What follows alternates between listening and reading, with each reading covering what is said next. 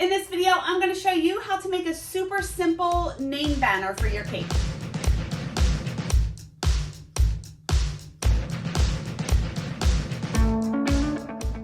Hi, it's Karolyn. I'm back with another video, and if this is your first time here, welcome to my channel. And if it's not your first time here, welcome back. I am a professional cake decorator. I've been decorating cakes since 2002, just outside of Philly. And on this channel, I share my tips and tricks and ways that I bake and decorate cakes to help you along your journey. So if you'd like to join me, hit the subscribe button and the bell notification so you can get notified whenever I release a new video. So real quick, disclaimer, I know my hair is crazy. It's raining, not raining, it's snowing out, and it's a little ridiculous right now. But I don't think that matters, but that explains the hair, because I went out and it's just a mess. One of these days, I'm going to look presentable for the camera, but I work from home and it is what it is. But anyway, so in this video, I'm going to show you how to make a simple banner for your cake. What you want to do is print out the lettering that you want to do. If it's going to be names, this is for twins, or if you want to write happy birthday or congratulations or whatever it would be. Print it out the size that you want in the font that you want. This font is called Waltograph, and I think I downloaded it on DaFont. I can link all of that below. I love DaFont because they have tons of free fonts that you can easily download to your computer. I use Microsoft Word when I print out anything. I like it because it has rulers on the top and on the side so I can see exactly how big the lettering is. So print out the wording that you want in the font and the size that you want, and then we will continue. Okay, so to do this, I have a cutting board and I have a Dresden tool. This is my favorite tool. One end is flat and one end is pointy, and I really like to use it for tracing. You need a ribbon cutter, an X-Acto knife, and I like to have a wet paper towel in the corner of my cutting board so I could wipe the knife off as the fondant starts to stick to it. And also an edible black marker or whatever color that you would want to use. I can link everything below. I'm going to do a white banner with a red background. So I rolled out my fondant really thin. It's about 1/16 of an inch thin. I had somebody ask me before how I knew how thin it was. I don't know exactly how thin it is. I'm just estimating. It has to be thin enough that you can work with it. If it's too thin, it's gonna tear. If it's too thick, it's gonna be difficult to work with. So you just have to find the right thickness that you want to use. Like always, I mix my fondant with a little bit of Tylose powder. A little bit goes a long way with this. You just sprinkle about 1/4 teaspoon for something this size. Sprinkle it into the fondant, knead it into the fondant, roll it out, and let it sit for about a ½ hour so it can stiffen up. The fondant, the Tylose allows the fondant to dry hard like gum paste, so it's easier to work with. So this fondant has been sitting out for about a ½ hour. It's going to be a lot easier to work with than really soft fondant. I have the name that I want printed out in the font and the size that I want. What I'm going to do is lay this on top of the fondant.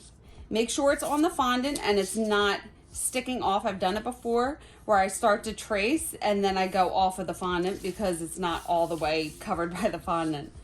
So just stick it down, try to put it as straight as you can and make sure that it is covered by the fondant. And then I'm going to use the curved end of the flat part of the Dresden tool and just lightly trace the letters onto the fondant. You want to trace enough, like you want to push hard enough so you can see it, so you can see something to trace. However, if you press too hard and it makes too big of a dent in the fondant, you're not going to be able to cover that with marker. So we just want a light enough line that you'll be able to trace. And to make sure it's going through, you can hold the paper down so it doesn't shift and kind of lift it up and make sure that you could see it on the fondant, and I can, and then you can continue. You also want to make sure that the paper doesn't shift as you're doing this, so I'm using my other hand to hold it in place so it doesn't move around.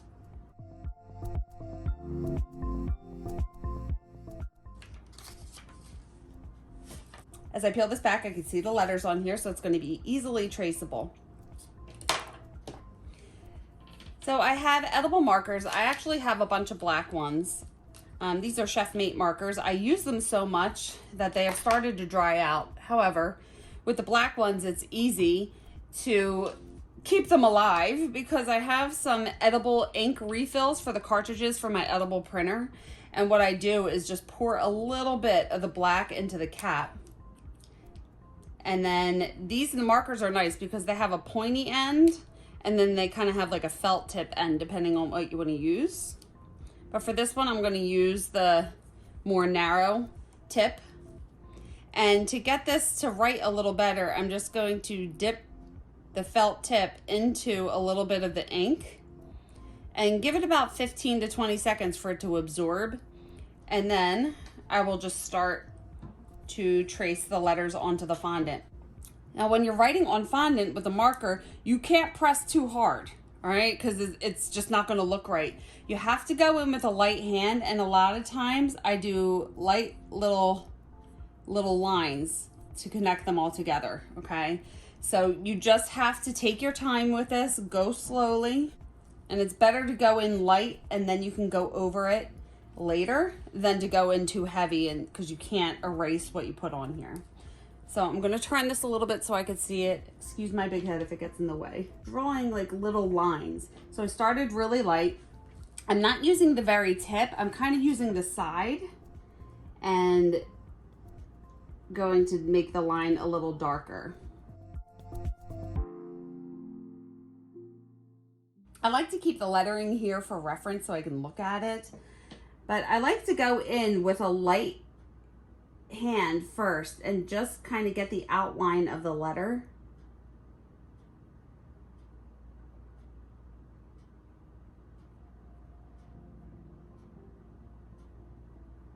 And then I can go in and make it darker. So I'm going to do that for all of the lettering.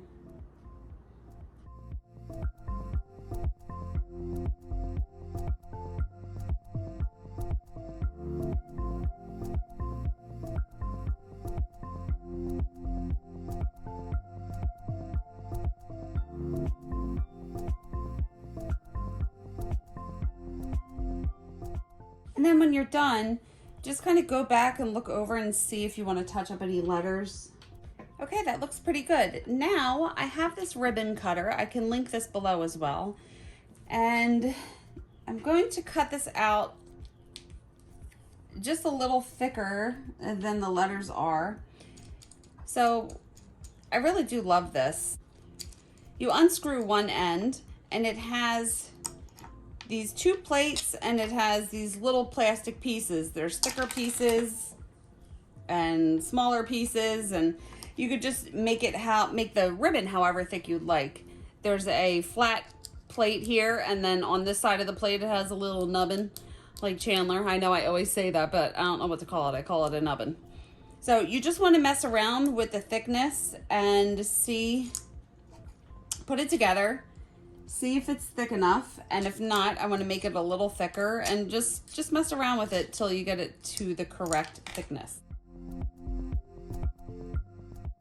And that looks pretty good. Now I'm going to cut the ribbon out, but you have to, I'm standing on top of this, so I'm looking directly down at it, and you want to make sure that it's even the whole way across and just cut a straight ribbon.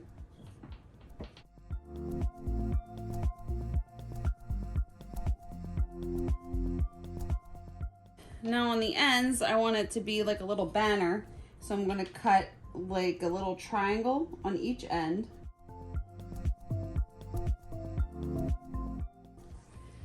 And like always, whenever I cut anything out of fondant, I take my fingers and just smooth the edges. Now I'm actually going to do this a little differently. I don't want to, since this ink could still be a little wet, I don't want to press this down onto the red fondant. So we're going to flip this over, make sure it's in a straight line. And I'm going to take my paintbrush and some water and just get the back of it wet. Now when you wet the back of fondant, you want to make sure that there's enough water on it so it will stick, too much water and it's going to seep out from underneath. Too little water and it's not going to stick to the fondant. So you have to find your happy medium. I always say happy medium, but it really is. And most importantly, you want to get to the edges because the edges are the part that really needs to stick down the most. Now, this is the side I want to face up, so I'm going to turn this over. And I'm going to put it down this way. So I'm going to start at one end and let it fall down so no air bubbles will form behind it. So start on one end. And I'm pressing it down with my other hand. So we don't want air bubbles forming behind it. Not a big deal if that happens. You can pop them, but flip it over and voila. Okay. Perfect. This way I don't have to press it on there and mess up any of the ink. Now, take your X-Acto knife. And I'm going to have to get close. My head's going to have to get close. But I want to cut an even border the whole way around. So whatever thickness you'd want, you can do something that's that thick if you want to. I don't want it to be that thick. I want it to be a little thinner. So I'm just going to cut an even border the whole way around.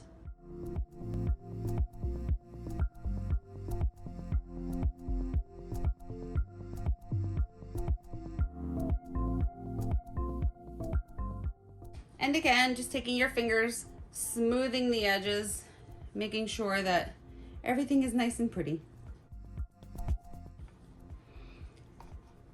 And there you go. Here is your cute little banner ready to go on your cake. If you're not going to use it right away, I would put it in a Ziploc bag. That way it can still stay pliable and you could put it on the cake however you want. So here you go. Here is your super simple, adorable banner ready to go on your cake. I'm actually not ready to use this yet. However, I don't want it to dry flat because I want it to have a little movement to it, if you will. So I just put the banner on the side of these dummies to dry in the shape that I want it to be. I want it to kind of have a little curve to it. So when I'm ready to put it on the cake, it may dry like this and I can just put a little piping gel behind the red part and stick it to the cake. Okay? If you want it to be flat, you could just let it dry flat. If you want to put it on the cake, you can just do that right away. However, I'm not ready to do that yet. So I will link everything that I use below. I really do like those edible markers. I use the black so much that it does dry out. However, you know that printer ink cartridge comes in black, magenta, yellow, and is it cyan or cayenne? I don't know, it's blue. So if my black, yellow, blue, or red markers get a little dry, I always dip the felt tip just in a little bit of that ink to bring some life back to it. The markers do last a little while, but I just found a way that worked to make it last a little longer. I'm sure you could use airbrush ink as well because that stuff is very similar to the ink that's used in the printer cartridges. So I think that is it for now. If you have any questions, leave them below. I will get back to you as soon as I can. I try to check my YouTube comments once a day in the morning before I start working.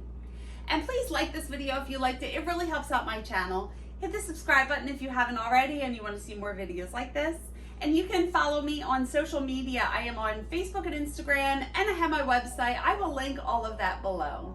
Thank you so much for watching the video. I appreciate each and every one of you. And I will see you on the next one. Bye.